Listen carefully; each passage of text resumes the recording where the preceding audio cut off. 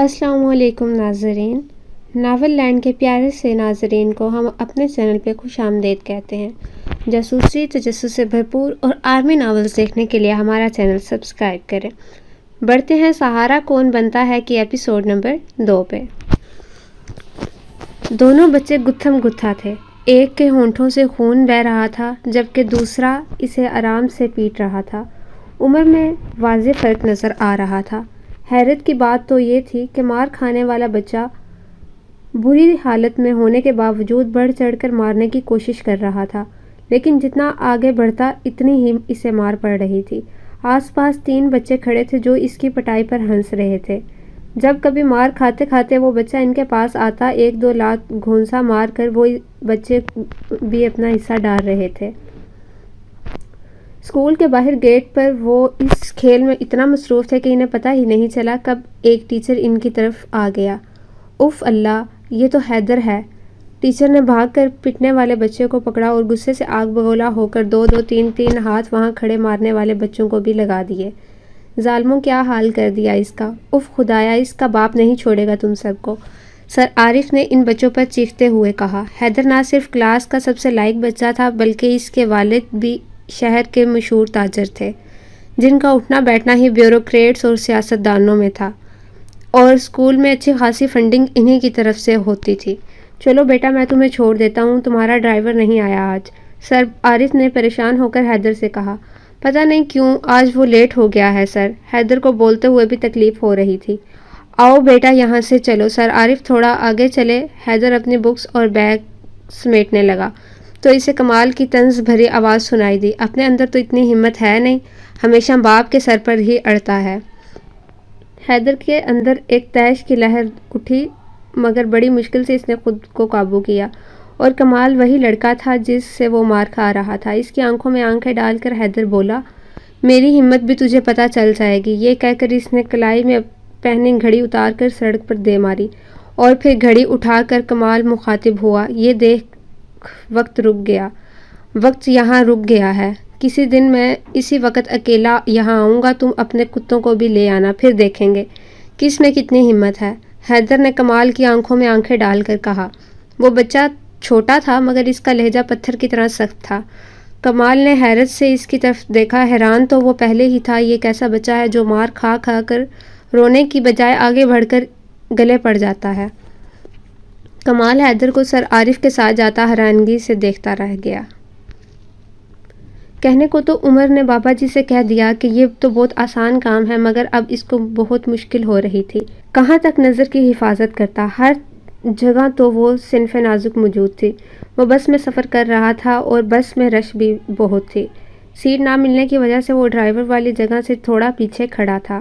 Driver سے پیچھے والی سیٹ پر ایک لڑکی بیٹھی تھی جس کے طور اتوار سے لگ رہا تھا کہ وہ دیہات سے پڑھنے شہر آئی ہوئی ہے۔ رش اتنا تھا کہ سب مسافر کھڑے تھے اور ایک دوسرے میں گھسے جا رہے تھے۔ عمر کے آگے ایک ماڈرن سا کوئی منچلا لڑکا کھڑا تھا، کانوں میں ہینڈ فری، لمبے سٹائلش بالوں والا لڑکا لڑکی کی سیٹ کے قریب ہی کھڑا تھا۔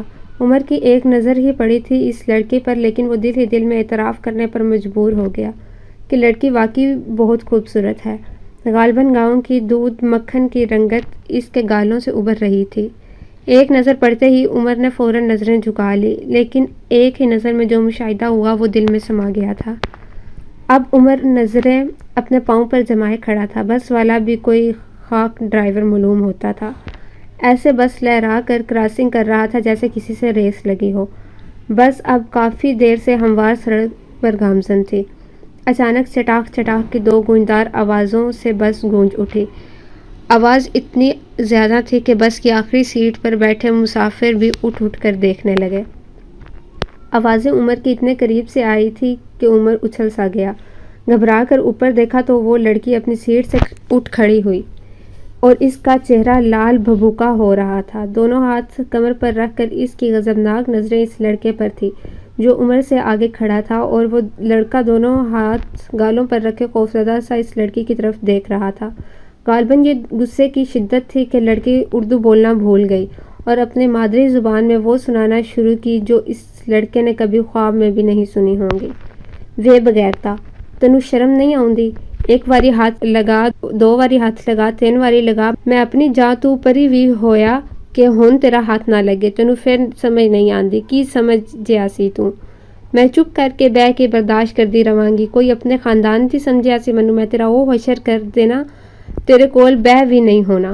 وہ لڑکا ششدر سا نظریں جھکا کر کھڑا رہا اور پوری بس یہ تماشا دیکھ رہی تھی۔ اس کے بعد لان تان شروع ہو گئی۔ وہ تو شکر ہے کہ کنڈکٹر نے بس رکوا کر اس لڑکے کو اتار دیا، ورنہ شاید سب موقع غنیمت جان کر اس پر پل پڑتے۔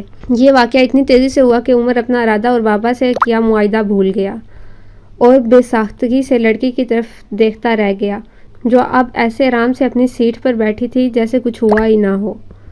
چند ثانیے بعد عمر کو یاد آیا کہ اس نے کیا کرنا تھا اور کیا کر رہا ہے۔ فوراً عمر نے اپنی نظروں کو جھکا لیا۔ تھوڑی ہی دیر میں بس اڈے پر پہنچ چکی تھی۔ عمر سے پہلے وہ لڑکی اتری۔ جب عمر اتر کر روڈ کراس کرنے لگا تو پیچھے سے اس لڑکی نے آ کر مخاطب کیا، اتنے شریف بھی نہ بنو کہ دنیا میں موجود بدماش بھی نظر نہ آنے لگے۔ عمر نے پیچھے مڑ کر دیکھا اور ممنایا، آپ کیا کہہ رہی ہیں؟ وہ لڑکی دھیرے سے مسکرائی اور کہنے لگی، ایک لڑکی حیا سے سمٹی بیٹھی بھی رہے تب بھی اس کی چھٹی حص ہر طرف دیکھ لیتی ہے، وہ ہر نظر کی پہچان کر لیتی ہے کون کس نظر سے دیکھ رہا ہے۔ یہ کہہ کر لڑکی آگے بڑھ گئی۔ عمر اس کی باتوں پر غور کرنے لگا اور پھر اپنے آپ کو کوسنے لگا، کیونکہ بات کرتے وقت اس کی نظریں بھی لڑکی پر ہی تھی، حالانکہ وہ نظریں جھکا کر بھی بات کر سکتا تھا۔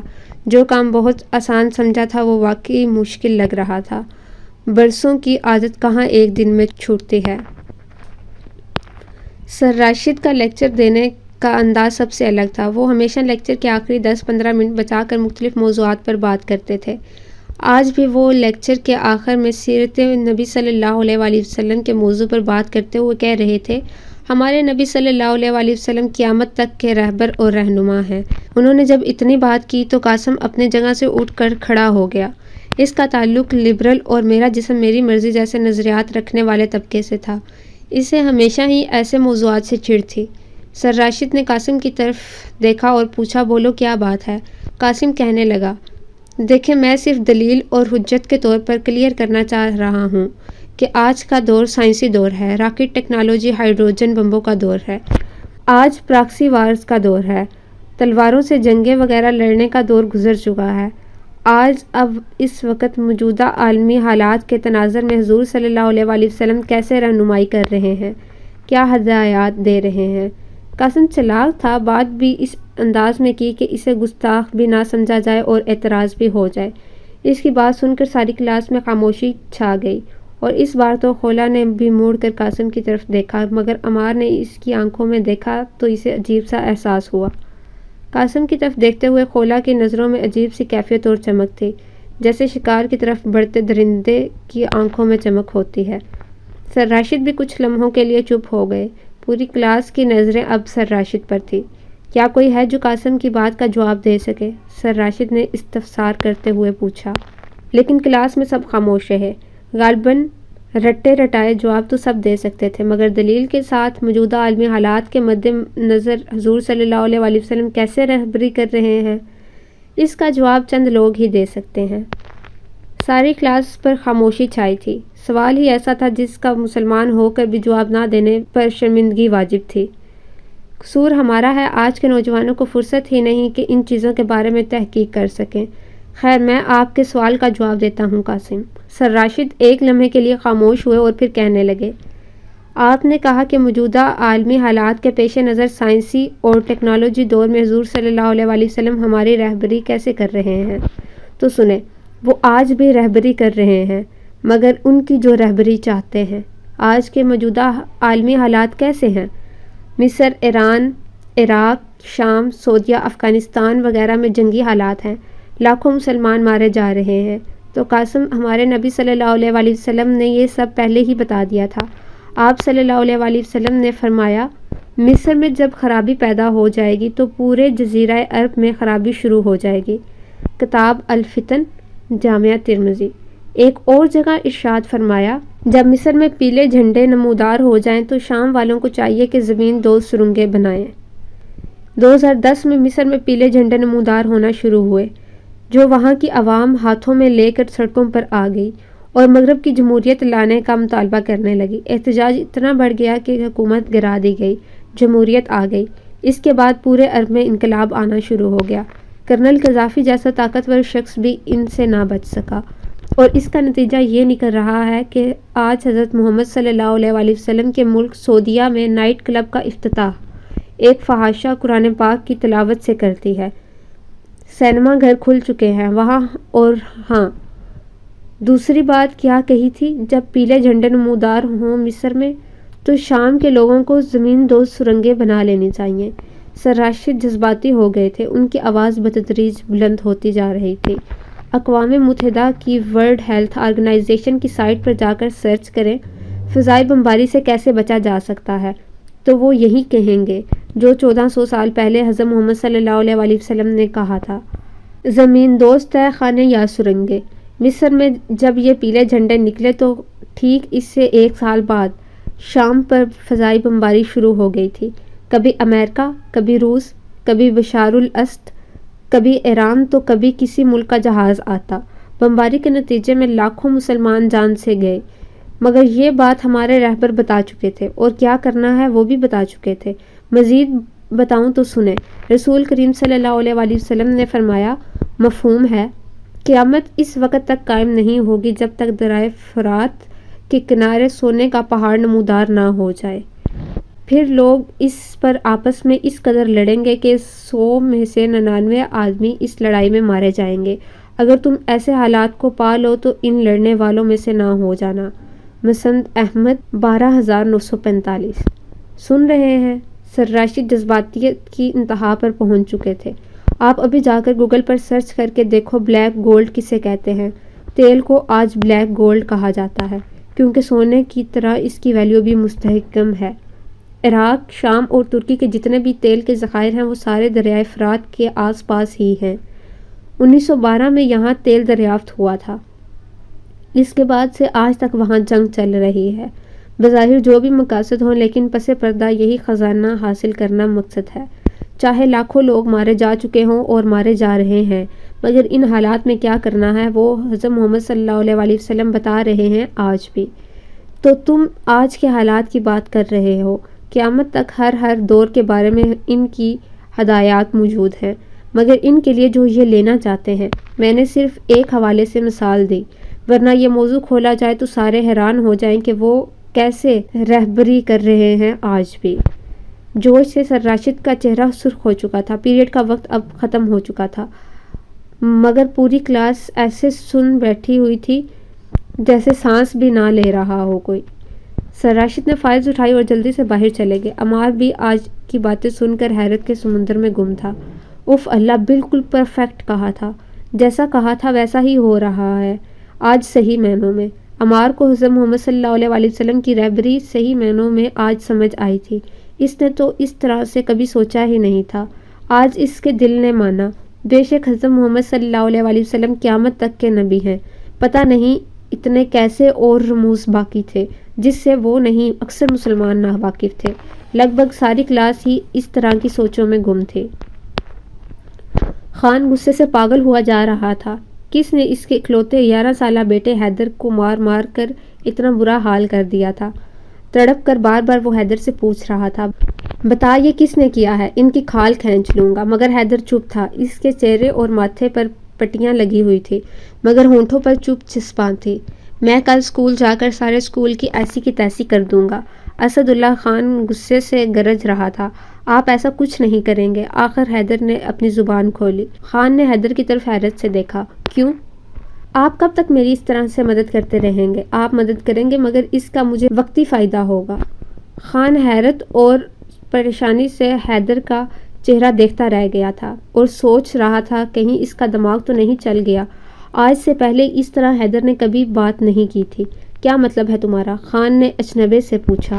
اگر آپ میری مدد کرنا چاہتے ہیں تو پھر مجھے اس قابل بنائیں کہ مجھے کسی کی مدد کی ضرورت نہ پڑے۔ مجھے مارشل آرٹس سکھوائیں۔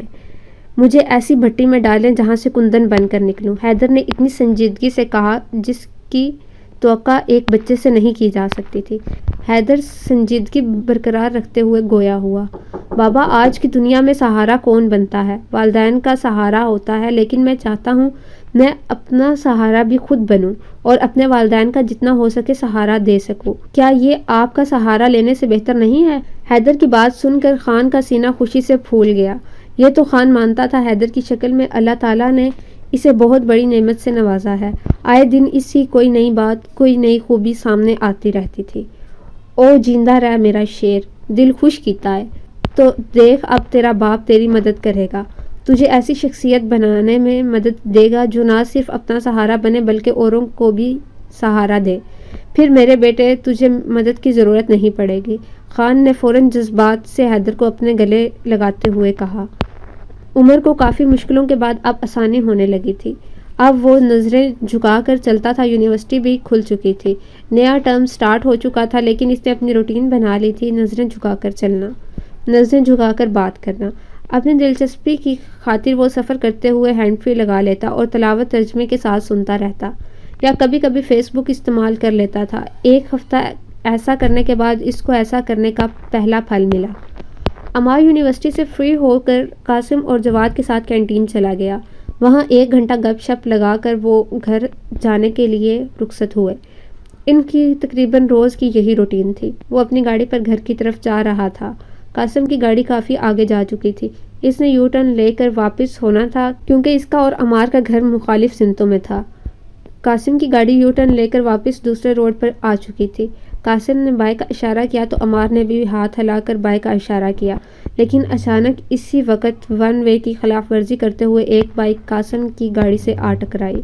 یہ تو شکر ہے قاسم کی گاڑی اور بائک کی رفتار آہستہ تھی، ورنہ بائک والے کا شاید کچھ عمر نکل جاتا۔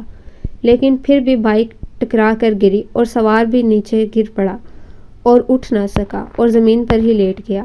حیرت کی بات یہ تھی بائک سوار نے گرمی ہونے کے باوجود کافی موٹی جیکٹ پہن رکھی تھی، سر پر بلیک ہیلمٹ، سیاہ جیکٹ، وہ سر سے پاؤں تک سیاہ پوش لگ رہا تھا۔ قاسم گالیاں دیتا ہوا نیچے اترا اور غصے سے بائک سوار کے پاس جا پہنچا۔ جیسے ہی قاسم سیاہ پوش کو کندھے سے پکڑ کر اٹھانے کے لیے جھکا، اچانک سیاہ پوش کا جسم تڑپا اور جو منظر حیرت اور سراسیمگی سے عمار نے دیکھا، اس نے عمار کو بریک لگانے پر مجبور کر دیا۔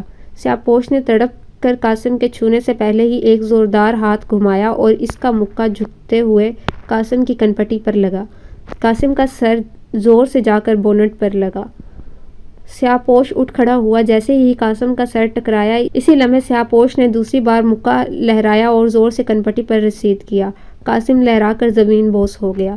عمار پیچھے کھڑی گاڑیوں کی پرواہ کیے بغیر کار کا دروازہ کھول کر بھاگا۔ یو ٹرن لے کر آنے میں وقت لگنا تھا۔ جنگلہ پھلانگتے ہوئے اس نے دیکھا سیاہ پوش قاسم کی گاڑی میں سے کچھ اٹھا کر بائک سیدھی کر رہا تھا۔ عمار نے دوڑتے ہوئے بائک والے سیاہ پوش کو پکڑنے کی کوشش کی، مگر جنگلہ پھلانگنے سے لے کر بائک تک پہنچنے تک کا وقت سیاہ پوش کے لیے کافی تھا۔ اس نے بائک سٹارٹ کی اور تیز رفتاری سے آگے نکل گیا۔ عمار نے قاسم کی گاڑی سے اس کا پیچھا کرنے کا سوچا، مگر پھر اس کی نظر قاسم پہ پڑی جو بے سدھ لیٹا تھا اور اس کے سر سے خون بہہ رہا تھا۔ عمار نے جلدی سے اس کو اٹھایا اور گاڑی کی پچھلی سیٹ پر بٹھا دیا۔ جلدی سے اپنی گاڑی کو سائیڈ پر لگا کر قاسم کی گاڑی کو نزدیکی ہسپتال کی طرف دوڑا دیا۔ ہسپتال پہنچتے ہی قاسم کو ایمرجنسی میں لے جایا گیا، جبکہ عمار نے فوراً قاسم کے والد کو فون کر کے ہسپتال پہنچنے کا کہا اور خود ڈاکٹر کی طرف بڑھ گیا۔ ڈاکٹر صاحب کوئی گہری چوٹ تو نہیں آئی؟ عمار نے تشویش سے پوچھا۔ نہیں، ایسی کوئی بات نہیں، بس نازک حصے پر ضرب لگائی گئی ہے جس کی وجہ سے بے ہوش ہو گیا۔ سر کا زخم بھی گہرا نہیں، بینڈیج کر دی ہے اور انجیکشن بھی لگا دیا ہے، 5 منٹ تک ہوش آ جائے گا، ڈاکٹر نے کہا اور باہر چلا گیا۔ عمار سیاہ پوش کے بارے میں سوچنے لگا، وہ کون تھا، جان بوجھ کر ٹکرایا اور کیا لے کر گیا؟ عمار باہر آیا اور قاسم کی کار کا معائنہ کرنے لگا۔ قاسم کا موبائل اور لیپ ٹاپ دونوں غائب تھے۔ عمار واپس آیا جب تو قاسم کو ہوش آ رہا تھا۔ ہوش میں آنے کے بعد قاسم پہلے خالی خالی نظروں سے عمار کو دیکھتا رہا، پھر جب شعور کی چمک آنکھوں میں نمودار ہوئی تو چونک کر خود کو دیکھنے لگا، پھر گڑبڑا کر پوچھا کون تھا وہ؟ عمار نے تسلی دیتے ہوئے کہا کوئی چور تھا، تمہارا موبائل اور لیپ ٹاپ لے گیا۔ قاسم نے دہراتے ہوئے کہا کیا میرا لیپ ٹاپ لے گیا؟ قاسم کے چہرے کا رنگ فک ہو گیا، وہ گھبرایا ہوا اور خوفزدہ نظر آ رہا تھا۔ او گاڈ، لیپ ٹاپ لے گیا؟ عمار اس کا رد عمل دیکھ کر حیران ہو رہا تھا۔ کیا ہوا، لیپ ٹاپ ہی لے گیا ہے، نیا لے لینا۔ قاسم کے پاس اتنا پیسہ تھا کہ اس کے پاس تو 10 لیپ ٹاپ بھی چلے جاتے پھر بھی اسے پرواہ نہ ہوتی، لیکن اب ایسے پریشان نظر آ رہا تھا جیسے ساری جمع پونجی کوئی لے گیا ہو۔ اس سے پہلے عمار اس کی پریشانی کی وجہ پوچھتا، کمرے کا دروازہ کھلا اور قاسم کے ابو سیٹھ علیم اندر داخل ہوئے۔ کیا ہوا اور یہ کیسے ہوا؟ قاسم کی طرف دیکھ کر پوچھتے ہوئے وہ پریشان سے نظر آ رہے تھے۔ بجائے واقعہ بتانے کے قاسم فوراً افسردگی سے کہنے لگا، پاپا وہ چور میرا موبائل اور لیپ ٹاپ لے گیا، جلدی کچھ کیجیے۔ کیا لیپ ٹاپ لے گیا؟ سیٹھ علیم بھی پریشان نظر آنے لگے۔ یہ تو بہت برا ہوا۔ علیم اٹھ کر ادھر ادھر ٹہلنے لگے۔ وہ فوراً فون نکال کر کوئی نمبر ڈائل کرنے لگے۔ قاسم کا موبائل اور لیپ ٹاپ کوئی چھین کر لے گیا ہے۔ سارے کام چھوڑ دو، فوراً تلاش شروع کر دو، اور کیا کرنا ہے تمہیں پتا ہے۔ موبائل اور لیپ ٹاپ دونوں میں اسپیشل جی پی ایس لگا ہوا ہے، جتنی جلدی ہو سکے یہ کام کرو۔ قاسم کے والد فون پر کسی کو ہدایت دیتے ہوئے کہنے لگے۔ عمار حیرانگی سے دونوں باپ بیٹے کو دیکھ رہا تھا۔ ایک لیپ ٹاپ کے پیچھے اتنی پریشانی، اور کیا مطلب تھا اس بات کا کہ تمہیں پتا ہے کہ کیا کرنا ہے، اور یہ سب کس سے کہہ رہے تھے؟ قاسم نے مختصراً اپنے والد کو بتا دیا کہ کیا ہوا تھا۔ چلو بیٹا گھر چلتے ہیں، علیم صاحب نے قاسم کو کہا تو فوراً قاسم بیڈ سے نیچے اتر آیا۔ تمہارا بہت بہت شکریہ بیٹا، لیکن معاف کرنا تھوڑی ایمرجنسی ہے، گھر پر تو جانا پڑے گا، علیم صاحب نے عمار سے کہا اور عجلت میں باہر چلے گئے۔ بعد میں ملتے ہیں۔ قاسم نے بھی تیزی سے باہر جاتے ہوئے عمار سے کہا۔ عمار احمقوں کی طرح کمرے میں اکیلا کھڑا رہ گیا۔ اسے کچھ سمجھ نہیں آ رہی تھی کہ کیا ہو رہا ہے۔ اس کی گاڑی تو حادثے کی جگہ کھڑی تھی، قاسم نے بھی ادھر ہی جانا تھا، لیکن اس نے بھی نہیں کہا کہ آؤ تمہیں وہاں ڈراپ کر دیں گے۔ وہ باپ بیٹا تو بس لیپ ٹاپ کے بارے میں پریشان تھے۔ عمار نے سر جھٹکتے ہوئے باہر کا رخ کیا۔ یہ گتھی فی الحال وہ سلجھا نہیں پا رہا تھا۔ خان نے حیدر کے کہنے پر اس کا اسکول تبدیل کروا دیا اور اس کے لیے بڑی مشکل سے ایسا ٹرینر ڈھونڈا جو اس کے بیٹے کی خواہش کے مطابق اسے لڑنے کا فن سکھا سکے اور مارشل آرٹس میں ماہر بنا سکے۔ لیکن مسئلہ یہ بنا کہ وہ شخص عجیب تھا۔ اس کا کہنا تھا وہ اسی شرط پر سکھائے گا کہ اسے پورا اختیار ہوگا، وہ چاہے جو کرے، اور حیدر کو اس کے ساتھ ہی رہنا ہوگا جب تک اس کی ٹریننگ مکمل نہیں ہو جاتی۔ گھر جانے کی اجازت نہیں ہوگی، مہینے میں ایک دن بس وہ گھر جا سکے گا، اور نہ حیدر سے ملنے کی اجازت کسی کو ہوگی۔ یہ شرطیں سن کر خان کا تو دماغ ہی گھوم گیا۔ پہلے تو وہ یہ پروگرام ہی کینسل کر کے گھر آیا، لیکن حیدر نے شرطیں ماننے پر اصرار کیا تو مجبوراً حیدر کو لے کر دوبارہ اس شخص کے پاس پہنچا جو ماسٹر کے نام سے مشہور تھا۔ اس نے یقین دہانی کروائی کہ حیدر کی پڑھائی بھی چلتی رہے گی، اس کا معاوضہ بھی اچھا خاصا تھا جو عام متوسط طبقے کا بندہ شاید ادا نہ کر پاتا۔ حیدر کو ماسٹر کے پاس چھوڑ کر خان افسردہ سا واپس چلا گیا۔ اس کی ماں بھی بہت پریشان تھی، لیکن حیدر کی خوشی کی خاطر انہوں نے دل پر پتھر رکھ لیا تھا۔ حیدر کا پہلا دن تھا اور وہ سر جھکائے ماسٹر کے سامنے کھڑا تھا۔ آگ کی بھٹی سے گزر کر کندن بننا نہایت مشکل ہے، بہت تکلیف سے گزرنا پڑتا ہے، کیا تم یہ بات جانتے ہو؟ ماسٹر نے پہلی بار حیدر سے مخاطب ہوتے ہوئے کہا۔ جی ماسٹر، مجھے پتا ہے، مگر میں اس کے لیے تیار ہوں، حیدر نے مضبوط لہجے میں جواب دیا۔ چلو دیکھتے ہیں، ماسٹر نے کرسی سے اٹھتے ہوئے کہا۔ حیدر کے سامنے سے گزرتے ہوئے ماسٹر کی لات آہستہ سے گھومی اور حیدر کی پنڈلی سے ذرا نیچے پتہ نہیں کون سی رگ پر لگی۔ شاید درد کی لہر حیدر کی ٹانگ میں دوڑ گئی اور وہ بے اختیار لڑکھڑا گیا۔ اگر کرسی کا سہارا نہ لیتا تو زمین پر گر پڑتا۔ حیدر ہونٹ بھینچ کر درد ضبط کرنے کی کوشش کرنے لگا۔ اسے حیرت ہوئی، ماسٹر نے ضرب تو بہت ہلکی سی لگائی تھی، مگر درد اتنا شدید کیوں ہوا؟ اس سے پہلے وہ کچھ اور سوچتا، ماسٹر کی ایک لات ایک بار پھر گھومی اور اسی جگہ دوبارہ لگی۔ اس بار حیدر اپنے منہ سے نکلنے والی چیخ نہ روک سکا اور ساتھ ہی زمین پر گر گیا۔ درد اتنا شدید تھا کہ اس کا پورا جسم اینٹ سا رہا تھا۔ اتنے میں دوسرے کمرے میں فون کی بیل بجی اور ماسٹر دوسرے کمرے میں چلا گیا۔ درد کی شدت سے حیدر کی آنکھیں نم ہو گئی۔ چند لمحوں کے بعد ماسٹر کمرے میں آیا اور آتے ہی کہنے لگا، یہاں سے جاتے ہوئے تمہارے ابو کا شدید ایکسیڈنٹ ہو گیا ہے اور وہ انتہائی سیریس حالت میں اسپتال میں ایڈمٹ ہیں۔ حیدر تڑپ کر اٹھا۔ درد کی لہر تو اٹھی مگر اس نے پرواہ نہ کی، درد تکلیف سب بھول چکا تھا، بس دل چاہ رہا تھا کہ اڑ کر اپنے باپ کے پاس چلا جائے۔ پلیز مجھے جلدی ان کے پاس لے چلیں، حیدر نے گڑ گڑاتے ہوئے کہا۔ چلو، یہ کہتے ہوئے ماسٹر باہر کی طرف چلے تو حیدر دوڑتے ہوئے ان کے پیچھے جانے لگا۔ درد کی لہریں مسلسل اٹھ رہی تھی، لیکن حیدر کا ذہن اپنے ابو کی طرف الجھا ہوا تھا۔ پارکنگ میں کار کے پاس پہنچ کر ماسٹر اچانک مڑا اور حیدر کی طرف دیکھنے لگا۔ چلو واپس کمرے میں چلتے ہیں، حیدر نے ہراساں ہو کر کہا۔ مگر میرے ابو، ماسٹر نے اطمینان سے کہا اور واپس کمرے کی طرف چل پڑا۔ تمہارے ابو کو کچھ نہیں ہوا، میں نے جھوٹ بولا تھا کیونکہ تمہیں پہلا سبق سکھانا تھا۔ یہ کیسا سبق ہے؟ پریشان و حیران حیدر بھی ان کے کمرے کی طرف چل پڑا۔ کمرے میں پہنچ کر ماسٹر ایک کرسی پر بیٹھ گیا جبکہ حیدر ان کے سامنے کھڑا ہو گیا۔ ایک بات بتاؤ ایمانداری سے، اگر میں تمہیں تمہارے ابو کے بارے میں یہ حادثے والا جھوٹ نہ بولتا تو کیا تم اس حالت میں دوڑتے ہوئے باہر جاتے؟ سوچ کر بتاؤ۔ ماسٹر مسکرا رہا تھا۔ حیدر سوچنے لگا، درد شدید تھا اس وقت، لیکن اپنے ابو کے بارے میں سن کر وہ سب کچھ بھول گیا تھا۔ پہلے تو یہ حالت تھی کہ شاید وہ کھڑا نہ ہو پاتا، لیکن ابو کا سن کر نہ جانے کہاں سے اتنی قوت ارادی اور برداشت آ گئی تھی کہ وہ درد کو نظر انداز کر کے بھاگنے لگا تھا۔ ہاں، اگر ایسی بات نہ سنتا تو وہ ایسی قوت کا مظاہرہ نہیں کر سکتا تھا۔ نہیں سر، میں اگر وہ بات نہ سنتا تو شاید اس طرح کا رد عمل ظاہر نہ کر پاتا، حیدر نے آہستہ سے جواب دیا۔ کیوں نہیں کر پاتے؟ تم وہی درد وہی، پھر کیوں نہیں ایسا کر پاتے؟ ماسٹر نے پوچھا تو حیدر کوئی جواب نہ دے سکا۔ اوکے، میں بتاتا ہوں۔